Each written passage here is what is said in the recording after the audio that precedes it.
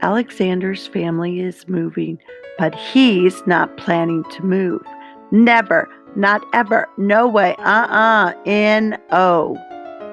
But what will he do?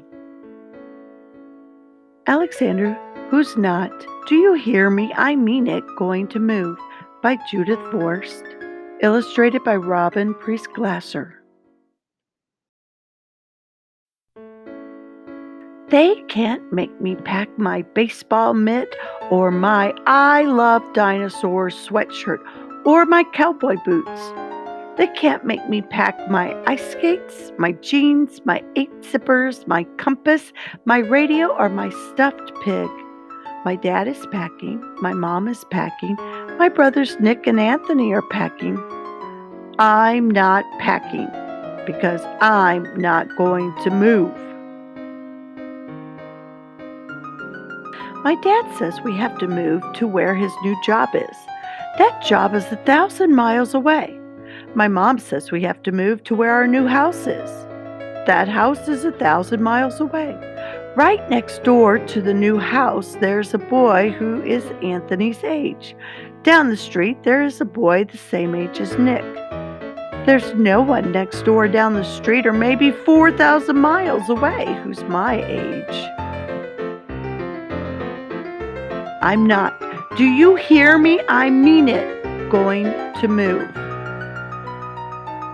I'll never have a best friend like Paul again. I'll never have a great sitter like Rachel again. I'll never have my soccer team or my carpool again.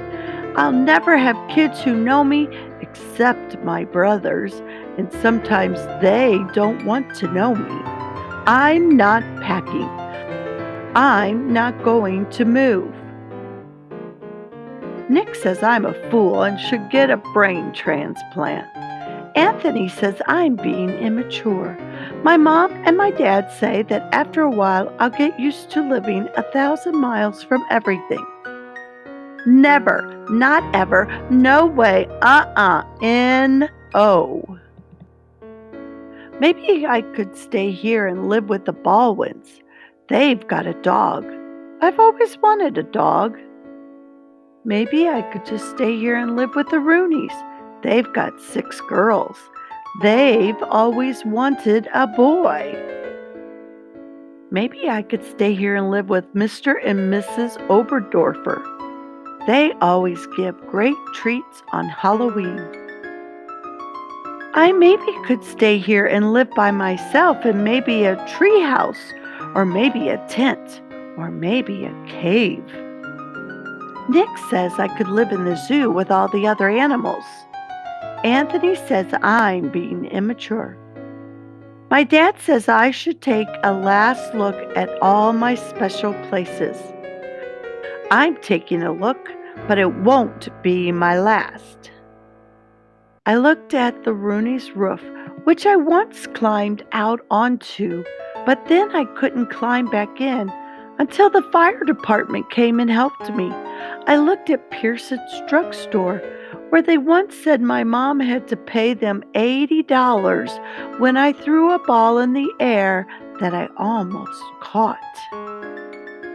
I looked at the lot next to Albert's house, where I once and for all learned to tell which was poison ivy.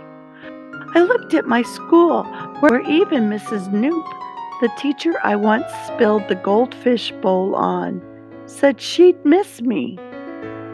I looked at my special places where a lot of different things happen, not just different bad, but different good, like winning that sack race, like finding that flashlight, like spinning further than Jack 3 times in a row, like selling so much lemonade that my dad said I would probably have to pay taxes. My dad was just making jokes about paying taxes. I wish he was just making jokes about having to move. I'm not. Do you hear me? I mean it, going to move. Nick says I'm acting like a puke face. Anthony says I'm being immature. My mom says to say a last goodbye to all my special people. I'm saying goodbye, but it won't be my last. I said goodbye to my friends, especially Paul, who is almost like having another brother, except that he doesn't say puke face or immature. I said goodbye to my neighbors, especially Swoozie, who is almost like having a dog, except she's the Baldwins' dog instead of mine.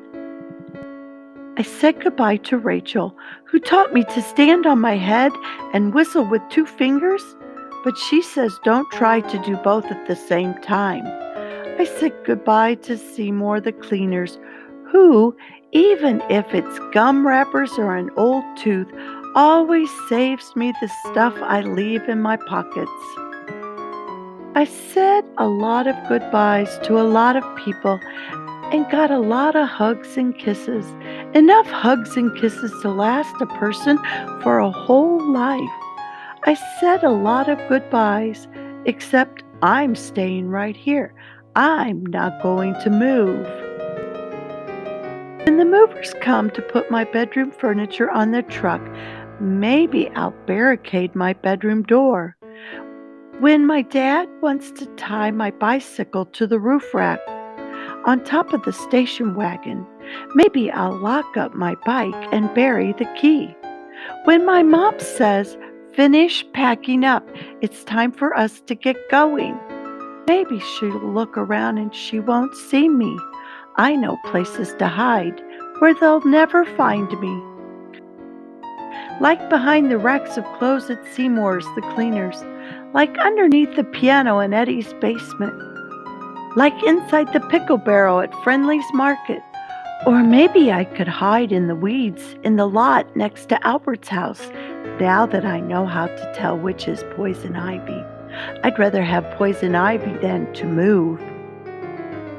My dad said it might take a while, but I'll find a new soccer team. He says it might take a while, but I'll find boys my age.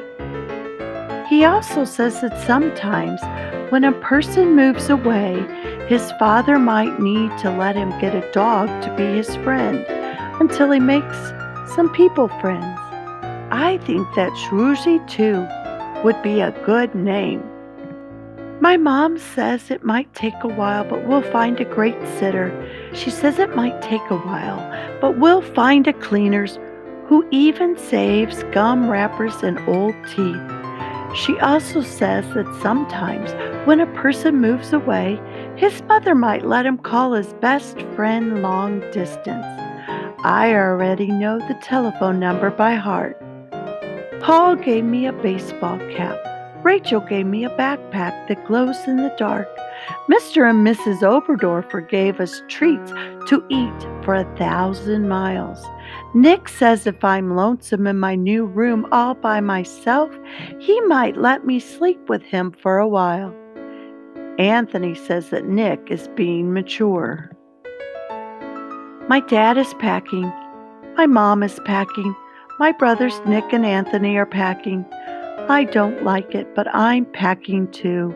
They better not try and move any more when we get where we're going to go. Because this is the last time I'll do it. The next time they won't make me do it. Never. Not ever. No way. N-O. I'm not. Do you hear me? I mean it. Going to move. Hi friends, I hope you enjoyed another Alexander story. He sure seems to get himself into some situations, doesn't he? And I hope to see you again on Storytime with Lorelei. Bye for now.